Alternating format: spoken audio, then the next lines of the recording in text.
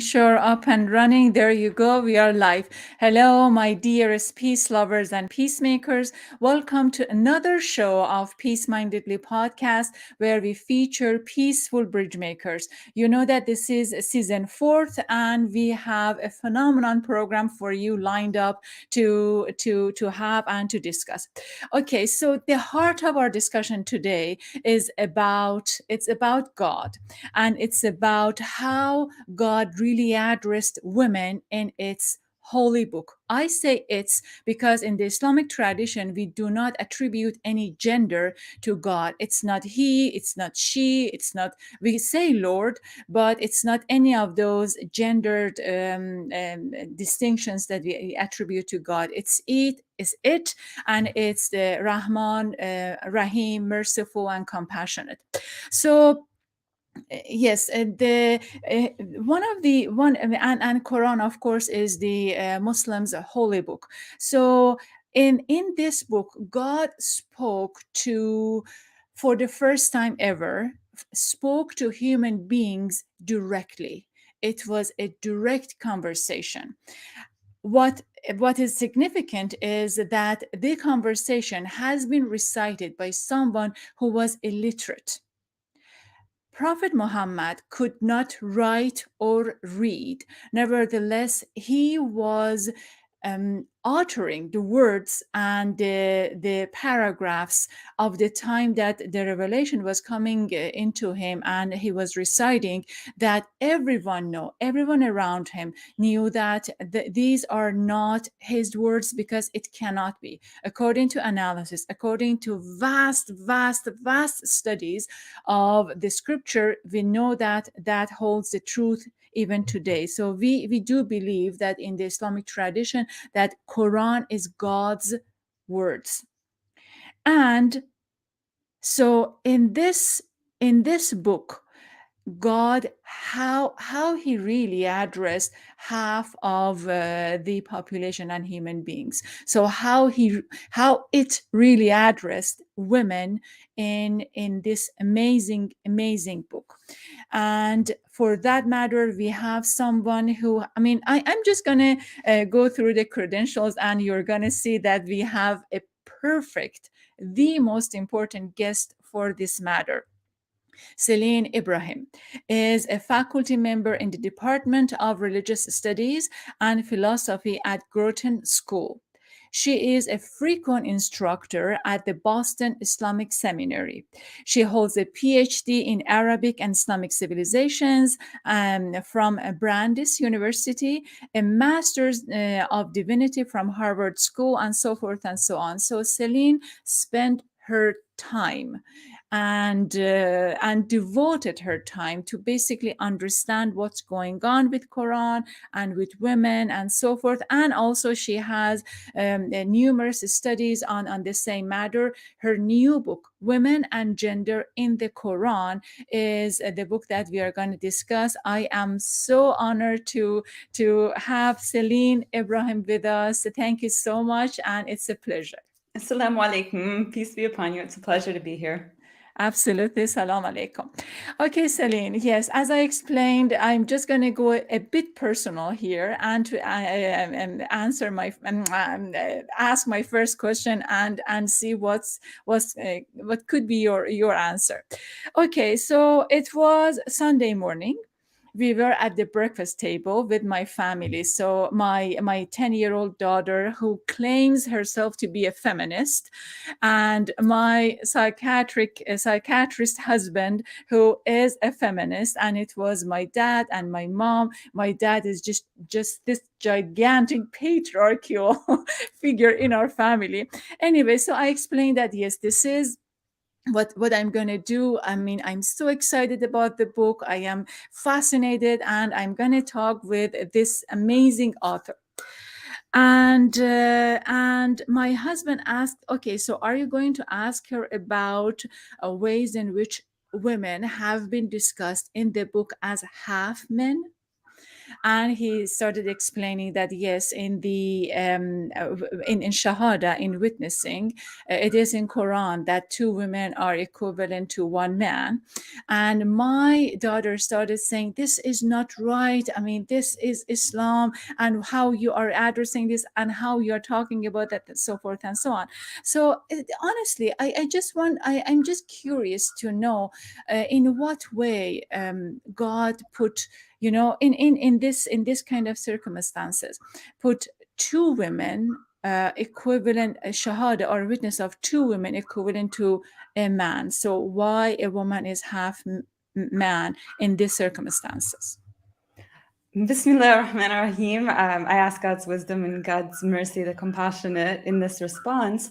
I think your husband might want to go back and read the context actually again, because the verse in the Quran, it comes in Surah Al-Baqarah. It's actually one of the longest verses in the Quran. And it's talking about when 2 people make a contract and one of them is incurring a debt, meaning there's a monetary situation and one is becoming indebted to the other person. And in this circumstance, the Quran recommends that if there are not 2 men who are witnessing the contract, that a man and 2 women. And essentially, if a woman doesn't wish to testify, should there be a future contestation over what the nature of the contract was, the amount of the contract, for instance, then she could deflect and defer to the other woman witness. And so this is an example of a way in which the Quran actually gives women a certain protection in the realm of social interactions. So perhaps if a woman is witnessing a contract, she might have a relation to one of the 2 parties in a contract, and having to witness might really put her in a vulnerable situation. You can imagine extortion happens among human beings, and the Quran is very attentive to the ways in which women in particular are vulnerable to physical abuse, to sexual abuse, all kinds of abuses. And this is one instance in which a woman has a way to defer should she be put into a difficult position. And we know tempers run high over matters of money, and especially when one person becomes indebted to another person. So that's the specific context of the verse. And I think it's very important that we understand verses in their social context and in the social context of Arabia. So in the current era, we might have other ways of recording contracts and ensuring that they are properly witnessed. But in a time before documents were regularly used, before audio recordings, before so many things have in fact changed. And I think part of the challenge that I'm not a legal scholar, I'm a Quran scholar, but part of, I think, the challenge that legal scholars, Islamic legal scholars, have today is to think about how our social culture, how our material culture, how our legal systems have in fact adapted and evolved over the years. So that's my short answer. Yes, short answer. Beautiful, Celene. So we are saying that a Quran is timeless, and we are saying that has been revealed for human beings for all times, all matters, so forth and so on. So let's say that if, for the sake of imagination, just the sake of conversation, let's think and imagine that if the Quran was to be revealed today, would we ever had this kind of verses? I'm going to go back to the book, but very quickly, I'm just curious to know if there was revelation today, how the Me Too and everything is happening, and Afghanistan and any of those, how would we dealt with this kind of scriptures in the Quran? Let's go back for a minute to the original premise. The guidance of the Quran is universal. It can apply in many different cultures and many different ages. But the Quran invites us to think, to reflect, and we have to be able to understand that as the Quran is being revealed, it's responding to the circumstances of early Arabia. And many verses address specific matters that happened in the life of the Prophet, sallallahu alaihi wasallam, may peace and blessings be upon him, and among his companions. And so the Quran is both specific to a time and to a place, and it contains universal guidance. And so what a scholar, whether they're a legal scholar, whether they're a Quran scholar more generally, what their task is to help explain to the people of their time and place not only the guidance that is timeless guidance, but also the guidance as it pertains to their specific time and place. So that's Yes. just a note on the, and I appreciate your question about what would the guidance of the Quran be for the Me Too movement? What would the guidance of the Quran be? And so we don't have to ask the question in a hypothetical sense, because it's actually, the Quran is there. It's still speaking to us, and that's part of the miracle of the Quran. Yeah, one of the issues, one of my own analysis, personal analysis, that it's mine. I always think that, so it's not a matter of equality in a way that, okay, so we see this is equal to that one, this is it's not, it's about being fair and just. And sometimes being fair and just not necessarily means to be equal. So it was my own understanding that, okay, so is this really a fair, is this really a right or correct argument to put forward to say that, oh, this that what the women movement or feminists are claiming, that to be equal, to be equal. But is it really fair to say that to be equal, yet to be equal sometimes means not to be fair?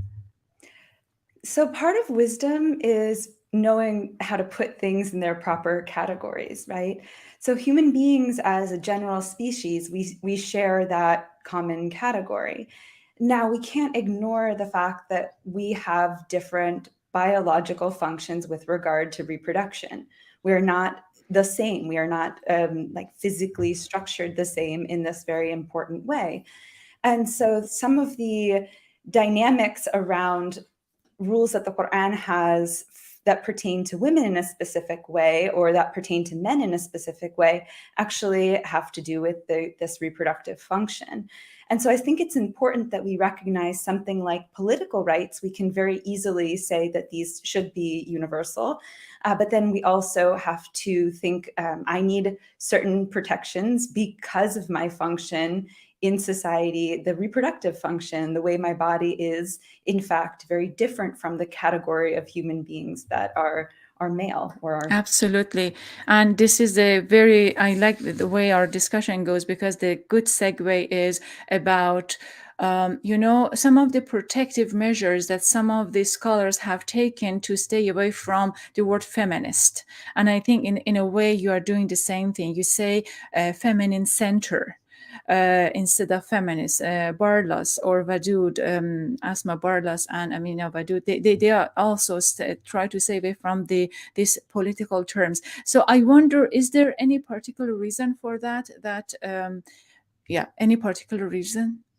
Feminism has been used in many ways over the history of this term, and some of those ways have been very hurtful and harmful to Muslims.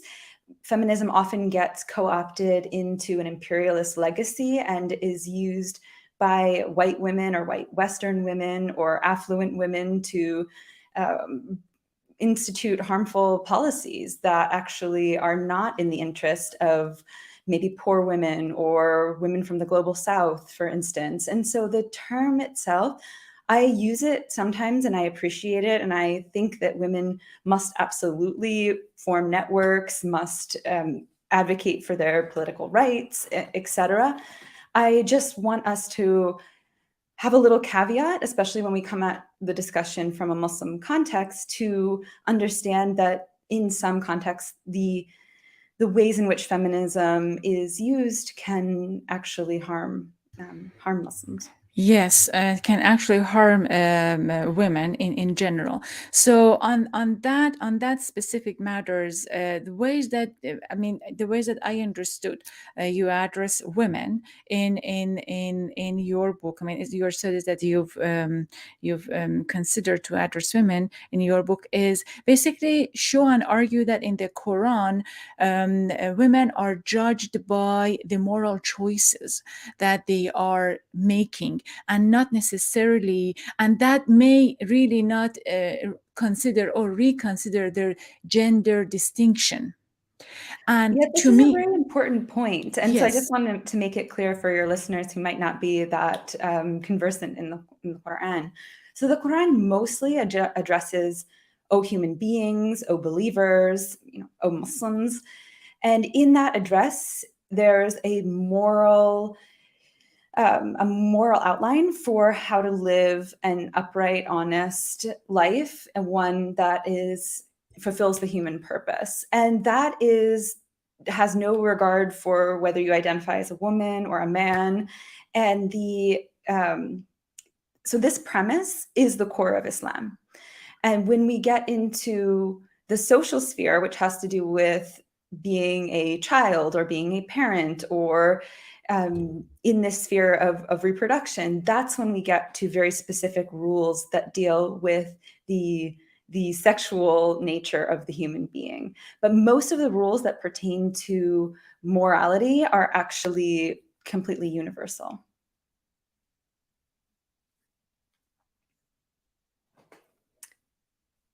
I no longer hear the sound. Thank you so much. So I was muting myself so then I don't record, some things are happening on my end. Thank you. In the book, you are giving examples of Moses and his foster mother Asiya, or Zuleika, so Viceroy's wife, and Joseph or Yusuf. Can you give us? Can you talk about these examples of in what way you decided to choose these examples, and then what is the relationship between moral decision and not attributing their decision to their gender identification? It's excellent that you asked that question. It gives me a chance to describe the book a little bit so that readers can understand, or prospective readers. I set out to comprehensively outline the female figures as they appeared in the Qur'an, in the Quranic stories. And in that, I looked at a chapter on sex and sexuality, and how women figures were in stories that somehow depicted them as wives or as spouses in some context. And then in the second chapter, I looked at all kinds of relationships that related to the family. And so I looked at the relationship between daughters and their fathers, or mothers and their daughters, and sisters, and etc. And so in this, what I hope to be a comprehensive overview of the different Quranic figures, I was particularly interested in the relationship between Moses' mother, may Allah be pleased with them, and the relationship that is between Joseph, who is a prophet in the Islamic tradition, Yusuf, and the woman who tries to seduce him after having welcomed him as a foster child into her home. In the first instance, when we come to Musa and the mother of Musa, we see that God reveals, and the word in Arabic is the verb that's used, comes from the same word as we would talk about the revelation of the Qur'an. So we have, on the one hand, a scriptural kind of revelation, and on the other hand, we have a revelation to, in this particular context, to the heart of a woman, of a mother. And when she receives this revelation, she is given specific instructions for how to protect the infant Musa, in the Islamic tradition, from the people in Pharaoh's army who are attempting to kill all of the newborn children of the Israelites. And so she receives this guidance, and I talk in the book about how the guidance comes directly from God into her heart, and how this is one example of a way of knowing, of a way of Allah subhanahu wa ta'ala, God, the Most High, giving a message to a woman figure, and in this case, a mother who is nursing her infant. I could go on as I do in Yes, the book, but I think yes. You were that's mentioning about revealing answer to this to the person's heart when they are seeking for answer. You know, this is not particular to specific people. At least in my own understanding of the Sufis, or many of the people who are really seeking God, have read and have experienced myself, is that so when you seek, you receive answer. So my anecdote is probably in what manner and in what. So here's my question: have you ever had this kind of revelations yourself?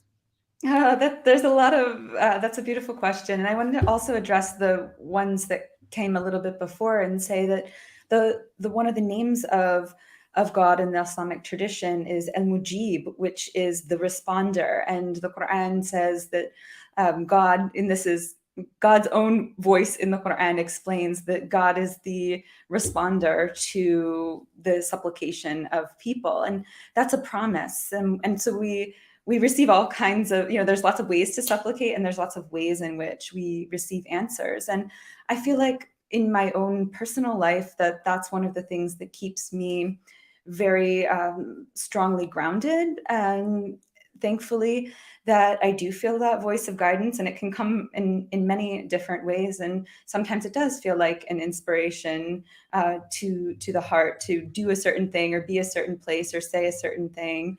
Can you And give me that an to me example, is Celene? guidance. Give me an example. Yes. Well, I'll give you, when I was in Egypt, I was studying in Egypt at the American University of Cairo as a university student. And I kept having a recurring dream about the Naguib Mahfouz statue that is in, Naguib Mahfouz is a poet laureate, and a very prominent literary figure for the Egyptians. And I knew where there was a statue, and I kept dreaming of it. And then one day I went to the statue, and nothing happened. And I thought that was odd because it was such a powerful dream. But then on my way back, I met my now husband of 16 years, thankfully. Just actually, we crossed paths on the street. And then I had gotten lost. Legitimately, I wasn't faking it. I really lost my way. And so I asked him if he could direct me back. And that's actually how we first encountered one another. So that's just an example of a way. And so dreams, and that kind of takes us back to, I never got to answer the question actually about the prophet Joseph and Yusuf, may peace be upon him, and his foster mother. But in the Quran, we see that dreams are one of the ways in which people can be guided. So that's an example of my own kind of a way in which a dream kind of led me to kind of a life partner. Beautiful. I can't help to ask, in the Iranian interpretation of the story between Joseph and Zuleika, the viceroy's wife, is that Joseph was not like an innocent partner. He was also interested in the woman. And then the story goes on. Is this the same thing in Quran? The Quran says that she inclined to him, and he would have inclined to her had it not be that he saw a sign from his Lord. And so it's suggested that there was an intervention, that Yusuf saw something that stopped him from proceeding in the wrong. And there's a lively discussion in Islamic theological traditions about what was that sign, what did he see, how much was he inclining before he saw the sign. And I think that the way in which the Quran narrates this story lets us discuss these matters. And the best way I think for these discussions to happen is not just to leave them in the realm of the story, but to then think about the story in our own lives. What are the times that we had almost gone wrong, except that we were reminded, and where do we find those types of reminders in our own life? So that's an example of the kind of work I like to do is in my hat as a theologian, is help people apply the guidance and the message of the Qur'an to their own spiritual development. Isn't that the beauty of the story, or just the example that you just gave us? Through story and through example, we just learn more and understand more. In my own readings, when I read Masnavi, Jalaluddin Rumi's work, so it's always the same format. So it's a story, then his idea about what's happening, and giving the advice or teachings. And I've read Quran many times. That doesn't follow exactly the same, but tries to explain many of those through stories and storytelling. One of the stories that has been repeated frequently is God's promise of huris, or angels. And in your book, you say that they are not gender specific. So I have one humorous question and one serious question. The humorous question is, Matin asked me to ask this, that so if there is, so how about women? Do they get benefit of having huri or angels? And why would you think that they are not gender specific? Okay, there's a lot there, and I kind of want to unpack it one by one. And just to the previous question, before I get into this one, I want to say that the last chapter of my book is actually looking at the Medinan context of the Prophet Muhammad's life, may peace and blessings be upon him. And I'm looking at the ways in which the Quran teaches social ethics through stories involving women. So if your guests are interested in stories and their connection to teaching moral philosophy, if you will, then that's a chapter. Which chapter is this? This is the fourth chapter of the book. Yes. And I also have a section in the book, obviously, that talks about these beings in paradise. Now, they are described with feminine adjectives. Nowhere is there a word, a woman, in relation to these beings. We just have feminine adjectives, which those people who study Arabic understand that Arabic is a language like French, like Spanish, other Romance languages, where in fact their gender pervades the language. And so a gendered adjective does not map one-to-one onto a female being per se. And so what I encourage readers to do is to look very closely at the passages in the Quran that do talk about heavenly beings, and to understand that one possible interpretation is that that the soul itself, because the soul in Arabic is feminine, that the adjective that would describe what the soul becomes in paradise, God says in the Quran that we make them a new creation. And so this new creation, it could be perfectly plausible that it is described with feminine adjectives, and that's perfectly consistent with Arabic grammar. So I'm just putting it out there as a possible reading, and I'm really curious how that falls on Muslim ears. And it's a linguistically possible reading, and I encourage kind of more reflection about why we would have had such a gendered interpretation of these heavenly beings as being specifically women, when the Quran does not necessarily portray them in that way. Mm-hmm. Maybe you need to persuade, I'm just joking, but persuade men to reflect more on good wills compared to women, because women are oftentimes, as mothers and daughters, are starting less wars, so to speak. I'm going to come back to your opinion about whether or not you believe women can be prophets. But for the time being, stay tuned with me. You are watching and listening to Peace Mindedly, a podcast featuring peaceful bridge makers. Today, we are talking with Celene Ibrahim, author of Women and Gender in the Quran. I do truly recommend the book because of the arguments that puts forward and because of a new and fresh look of this script for English speakers and those who would like to, especially for moms and especially for dads who really want to explain the unity and also the fair approach of God towards women. I truly, that's absolutely an amazing book. We are in the production of our fourth season, and we have a lineup of amazing guests. I'm just playing out of my memory, but we talk with Selma Dabbagh, author of Love and Lust, and the Arab women writers' take on the subject. We talk with Zahra Hankir, a journalist and editor who wrote a book about ways in which Arab women reporters covering conflicts and wars within the Arab nations.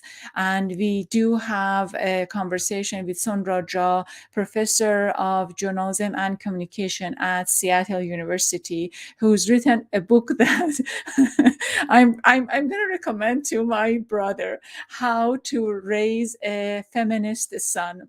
And explains her approach to the subject. For this hour, we are talking with Dr. Celene Ibrahim, a faculty member in the Department of Religious Studies and Philosophy at Groton School. She has written extensively on themes related to women and gender in Muslim intellectual history and a public voice on issues of religious pluralism. Ibrahim holds a PhD in Arabic and Islamic civilizations from Brandeis University and has extensive studies and background in studying Islam, studying interpretation of gender in Islamic traditions, and also her new book, Women and Gender in the Quran. Okay, Celene. So I would like to know about one of the issues that I came across was you are talking about Maryam, the Jesus' mom, and in a way, and you're also as much as I understood, you also argue and claim that there was a possibility of having female prophets during the time of this human civilization. I wanted to see how was unfold in this book and in your studies. Certainly. So I opened the book with, I think, what is a provocative moment in the Qur'an where Maryam is described as a sign for the world along with her son. And part of being a sign is that she gives birth.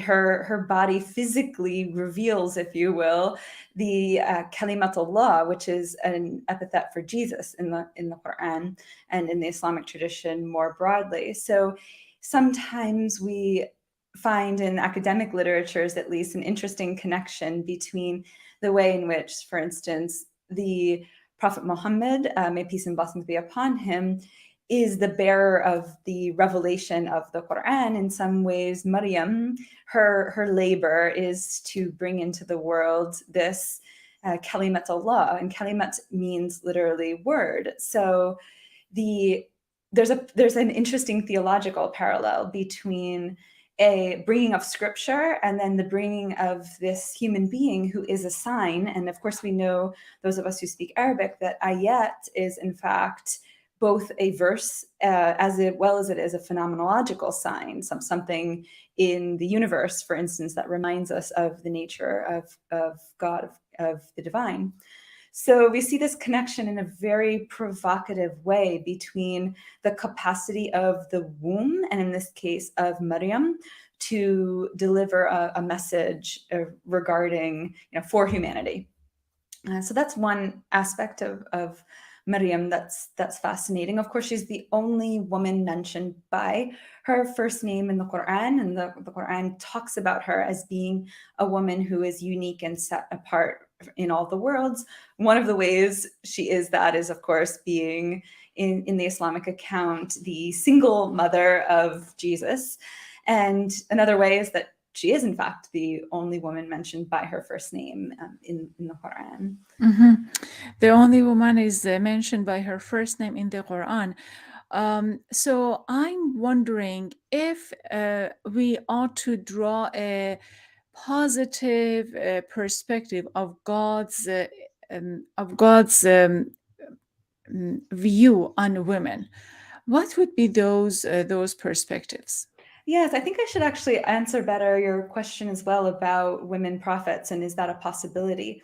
So the Quran, it narrates the stories of certain prophets, and in Arabic, of course, we have different terms for prophets. We'll just talk about them generally under the category of prophets.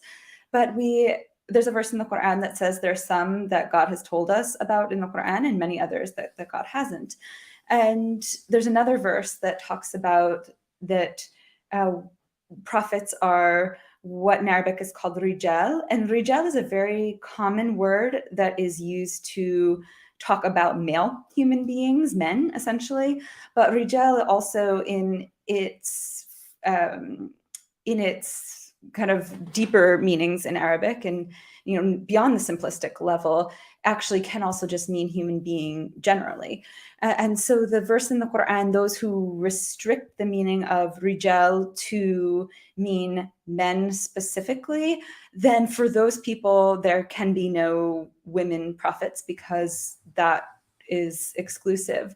But for those who understand the meaning of rijal to mean human beings more generally, and the Quran has a lot of discourses about why specifically prophets as human beings are sent, and if we see this being in line with that, there could be a possibility for women prophets. I'm not so much invested actually in this conversation. I don't think it's quite important. What I think is the more important perspective to take is that God intimately reveals to the hearts of women, and we see that narrated in the Quran, that women have an absolute egalitarian possibility for God's rewards. There's no preferential treatment given to men or women in terms of the ways in which, to go back to our earlier conversation, the ways in which people are judged in terms of their character. And there's no barriers to women seeking knowledge and in understanding of the nature of God or the nature of prophecy or any of these other subjects that we find.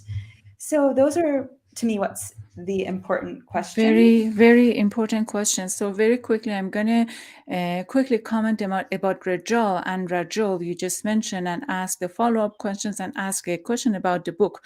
But very quickly, so this term that you mentioned, Rajal, came up frequently in Tehran, in Iran, when Faiza Hashemi Rafsanjani and a few other women were deciding to candidate, to proclaim their candidacy for presidency. So one of the arguments they were putting on the parliament was that Quran and the civil code says Rajul can nominate themselves for presidency. And according to Quran and Quran description, Rajal or Rajul means human beings. It doesn't necessarily mean men. So therefore, it was a big argument, and they really wanted to challenge the authority over this particular subject and see what would be the reaction. And the reaction, of course, in Iran, which is a very patriarchal society, was having the verdict that no, Rijal as a matter of fact means men and doesn't include women. So I'm very glad that we are discussing this matter here in this discussion. But I'm just curious to know, as I follow up on my previous question, that let's say God, has some approach and some approach towards women. So in your opinion, what is a general approach, and is it positive, or is it what is its general approach to women in the Quran? Okay, I just want to go back to one aspect of the conversation around rijal, which is the Mhm. plural for rajal. The common conventional word is to say man, but I think what the Quran actually calls us to is to reflection and to understanding the words in their context. And so we can have a robust discussion over that, and I think we should. The other aspect of that is, should women have political rights? Should they be able to govern states or govern polities, or in the US context, run a mosque or something? And so those are two kind of separate issues: the way in which we understand Quranic language, and then also the way in which we make space for women in political institutions. Both are very important. Both are very important, and yet at the same time interpretation is also important, because many times the interpretation has given to us that made us to believe that what I what men are talking about, those interpretations are true, and we are challenging that specific interpretation by having women scholars like yourself and saying that we need to reread those interpretations and have a fresh look. So I'm glad that that is actually happening within the Islamic discourse. But I'm still curious, if God wanted to have a perspective over women, or in your opinion, what is God's general perspective over women in the Quran? Yeah, that's the theme of the book, actually, right there. That's the theme. So if I take, the 300-page work and summarize it, I think verse 13 of chapter 49 in the Quran, Al-Hujurat, is very important. It's been used by many women as they seek to articulate the value of women in the sight of God. And it's a particularly useful one because we don't have to interpret. It's pretty plain and clear that there is no preference over, and in this case, the Quran talks about both race and ethnicity alongside gender. And so I think that's also very telling, because that's the same way that we, in fact, oftentimes discuss an issue like intersectionality. And so the Quran has preempted that discussion by 1400 years, and has told us that the only differences in human beings in terms of in the sight of God is in terms of their piety and their God consciousness. So we don't have to guess at what is women's worth in the sight of God. It's pretty clear in the Quran. It's pretty clear in the Quran, but it has not been pretty clear from when men are interpreting that. So therefore, we need a female interpretations to make it clear, in my opinion. So So I've heard, so I think one of the challenges that we face is upholding the level of nuance, right? And so just generally speaking, I've heard women very badly interpret the Quran, and I have a number of men teachers who I respect and think that they do quite a good job in tadabbur and reflection and bringing an informed perspective and understanding what is we have the linguistic meaning and the intended meaning and all of these different aspects that have to come together as we're doing the process of interpretation. So, we really, sometimes for people to say, and I say this very frequently myself, is I don't know, or there are multiple possibilities for how to interpret this. And I think if more of us as committed Muslims could engage in that type of discourse, I think we'd be a lot better off as human beings. I'm very glad about the answers you are giving, because first really explains that you're relying on human intellect or your audience intellect, and you are not making judgment over male or female.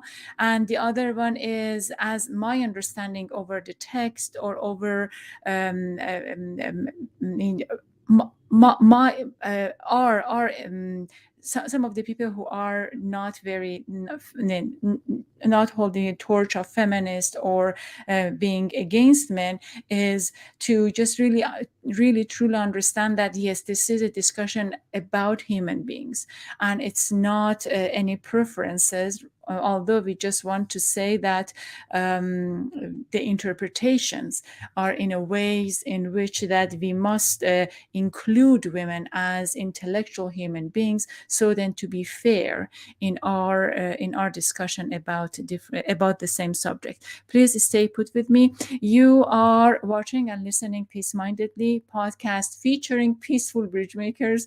We love our guests, and we learn a great deal about the subject matters that we discuss with them, and therefore, and in our opinion, there are peaceful bridge makers, bridging gaps between nations, between cultures, between languages, for us to understand ourselves and our surroundings in a better way, in a fresher look, so to speak. The signature of our show is to ask our guests to close the program by sharing something meaningful about peace, about kindness and compassion, because we believe that in the time of